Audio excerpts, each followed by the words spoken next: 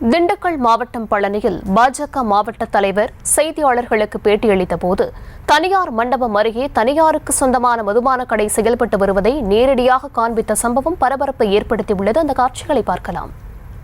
நாட்டினுடைய அரசாங்கம், காவல்துறை, திமுக அரசாங்கம் பெண்களுக்கு பாதுகாப்பு கொடுக்கிற பக்கத்துல துப்பில்ல.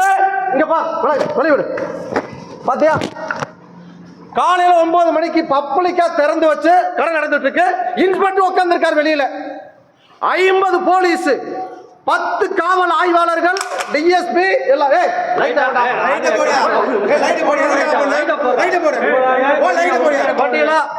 இதுதான் தமிழக அரசாங்கம் இன்றைக்கு மக்களுக்கு பாதுகாப்பு கொடுக்கக்கூடிய லட்சணம்.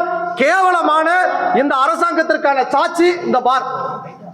மகளிர் பாதிக்கப்பட்டாங்கிறதுக்காக இன்றைக்கு பேரணிக்கு செல்ல முயன்ற பெண்கள் 15 பேர்த்த கைது செய்து மண்டபத்தில் தங்க வச்சிருக்காங்க.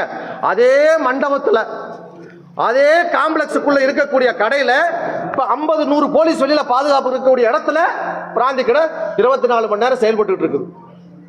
இதுதாங்க இன்னைக்கு இந்த தமிழ்நாட்டினுடைய உண்மையான லட்சணம்.